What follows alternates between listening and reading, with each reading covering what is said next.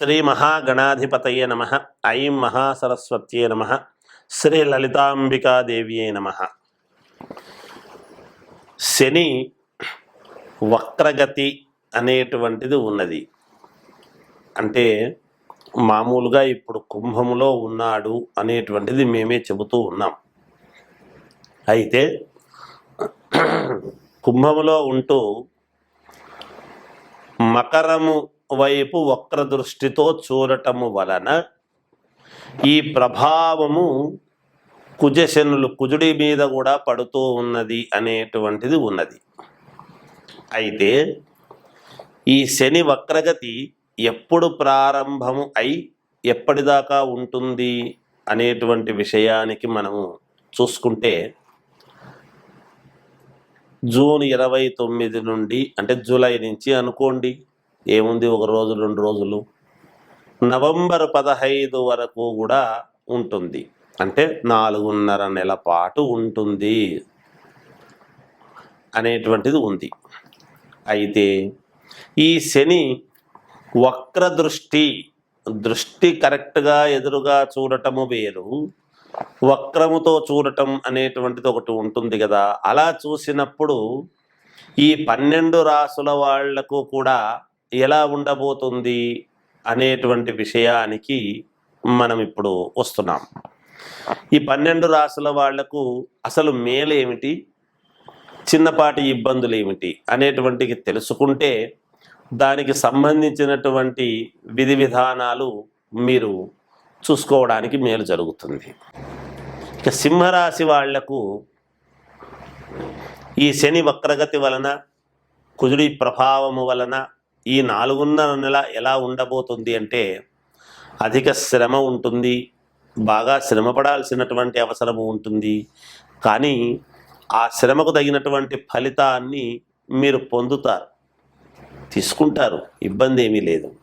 అలా ఏమీ లేదు, లక్షణంగా దానికి కావాల్సినటువంటి ఆదాయం పొందుతారు. అన్నదమ్ముల విషయాలలో చిన్నపాటి మనస్పర్ధలు అనేటువంటివి ఉండి కొంచెము మేలు జరిగే అవకాశము ఉంటుంది. దాంట్లో చిన్నపాటి మనక్లేశము కూడా ఉంటుంది. ఎందుకంటే శని వక్రగతి అనేటువంటి దాని వలన వ్యాపారాలు చేసుకునేటువంటి వాళ్ళు జాగ్రత్తగా ఉండండి. 1-2 సార్లు ఆలోచన చేసి వ్యాపారాలు చేసుకోండి. అది ఏ వ్యాపారమైనా కావచ్చు, ఎటువంటి వ్యాపారాలైనా కావచ్చు కాక.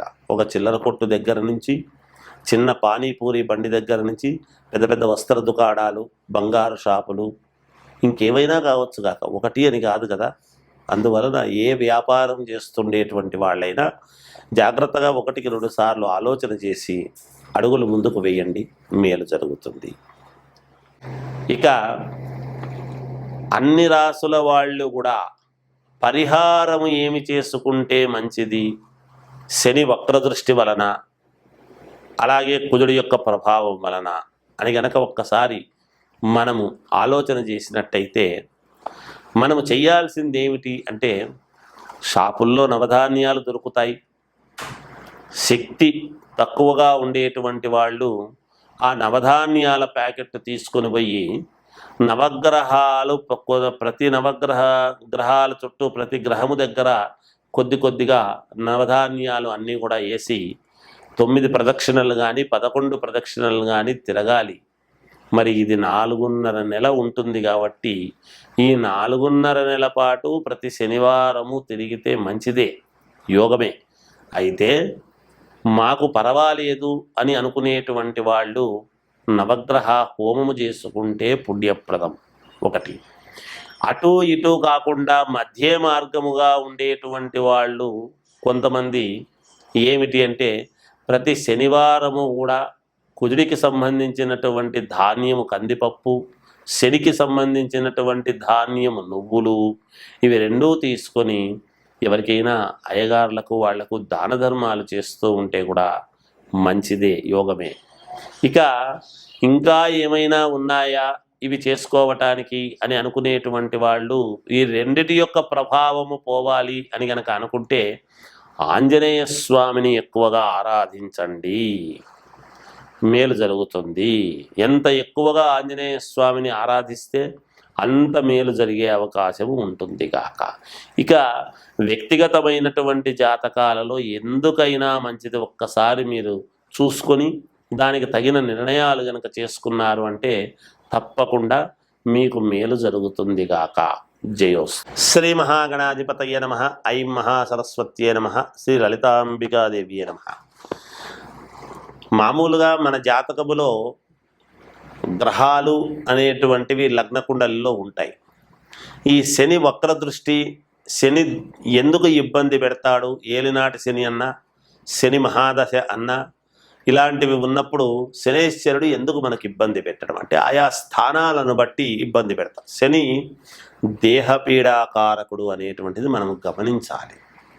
ఆరోగ్యకారకుడు ఎప్పుడూ కూడా. అయితే మనకు పరిపూర్ణమైనటువంటి ఆరోగ్యాన్ని ఇవ్వవలసినటువంటిది ఆరోగ్యం భాస్కరాది చేతని సూర్యభగవానుడు ఇవ్వాలి. ఆ సూర్యభగవానుడికి కుమారుడు అయినటువంటి శని ఈ శనేశ్వరుడు. ఈ శనేశ్వరుడు ఏమిటి అంటే విపరీతమైనటువంటి శారీరకమైన శ్రమను పెట్టడం, దేహానికి విపరీతమైన శ్రమ పెడతాడు. ఆ శ్రమ పెట్టేటువంటి దాని వలన మనం శ్రమ పడింది మరి కష్టే ఫలి అన్నారు కదా. ఒక రకంగా మనకు మంచి చేయడానికే చూస్తాడు శని, కానీ కష్టపడి మానసికంగా బాగా ఇబ్బంది పడి చంద్రుడి యొక్క ప్రభావము చేత మనస్సుతో బాధపడి ఈ అన్ని గ్రహాలు కలిస్తేనే ఎప్పుడూ కూడా మనిషికి ఒక ఉన్నతత్వం అనేటువంటిది వస్తుంది. అందుకే కదా నవగ్రహాలన్నీ ఒకే పాడమట్టములో ఎలా అయితే ఉంటాయో ప్రతి మానవుడి యొక్క దీంట్లో కూడా లగ్న కుండల్లో ఎక్కడెక్కడ ఏమున్నాయి అనేటువంటిది మనం చూసుకుంటాం. దాంట్లో భావచక్రం ఏమిటి, ఆరుడ ఏమిటి, నవాంశ ఏమిటి, ఇంకోటి అన్ని చాలా ఉన్నాయి, చూసుకుంటాం. ఏ దానికి అది ఏమిటి, ఏం సంగతి అనేటువంటివి ఉన్నాయి. అయితే మనం ఎక్కువగా లగ్న కుండలి అనేటువంటిది చూసుకున్నప్పుడు మనము ఏ గ్రహం ఎక్కడ, గురువు ఇవ్వవలసినటువంటి యోగాలు ఏమిటి, శుక్రుడు ఇచ్చేటువంటి వెలుగును ఏమిటి, అలాగే కుజుడు ఇచ్చేటువంటి కారణాలు ఏమేమిటివి అని ఒక్కొక్కరు ఒక్కొక్క ఇది అనేది ఉంటుంది కదా. అన్నీ కలిస్తేనే మానవ జీవితం, ఈ ఒడిదుడుకుల యొక్క జీవితమే మానవుడిది. కనుక ఎక్కువగా శనేశ్వరుడు యొక్క ప్రభావం ఎలా ఉంటుంది అంటే దేహము మీద ఎక్కువగా ఉంటుంది. మన కర్మ ఫలితాన్ని మన కర్మండి అంటాం మనం. అంటే బుద్ధి కర్మానుసారిణి. బుధుడు మనకు బుద్ధిని, ఇది జ్ఞానాన్ని ప్రసాదించేది గురువు. ఇవన్నీ కూడా బుద్ధిలో బృహస్పతి రావాడు అంటూ ఉంటారు, వినుంటారు. ఎందుకంటే పూర్తి జ్ఞాన సంపదను అనేటువంటి. అలాగే మోక్షము ఇంకొక రకమైనటువంటి ఇది ఇచ్చేటి కేతువు, రాహు కేతువులు ఇచ్చేటువంటివి. ఎవరి ప్రభావము వాళ్ళు చూపిస్తూనే ఉంటారు. ఎక్కువగా శనేశ్వరుడు ఏమిటి అంటే అలా పాతాళాన్ని చూపిస్తాడు, మహాద్భుతమైనటువంటి శిఖరాన్ని ఎక్కి కూర్చోబెడతాడు శని అనుకుంటే.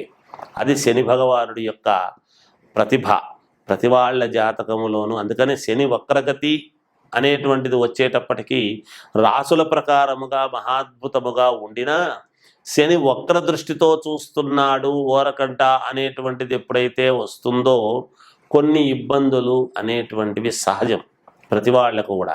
అందుకే దానికి సంబంధించినటువంటివి ఎవరెవరు ఏ లగ్నంలో పుట్టారు వాళ్లకు ఆ శని ఎక్కడ ఉన్నాడు, అనుకూలమైన చోట ఉన్నాడా, ప్రతికూలమైన చోట ఉన్నాడా, గోచార రీత్యా ఇప్పుడు వక్ర దృష్టిలో ఉన్నాడు ఇప్పుడు శని.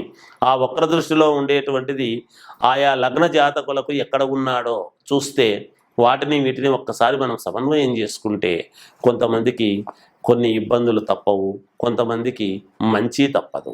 మంచి జరిగేటువంటి వాళ్లకు మంచి, ఇబ్బందులు జరిగే వాళ్లకు కొన్ని ఇబ్బందులు ఉంటాయి. కాబట్టి ఆ ఇబ్బందులు పడకూడదు అనేటువంటి భావనతోనే ఈ శనేశ్వరుడికి సంబంధించినటువంటిది మిగతా గ్రహాలకు సంబంధించినటువంటి ఒక్కసారి మనము చూసుకుంటే మేలు జరుగుతుంది అనేటువంటి భావనతో తెలియజేయటమే ఈ ముఖ్య ఉద్దేశ్యం అని తెలియజేస్తూ జయోస్తు.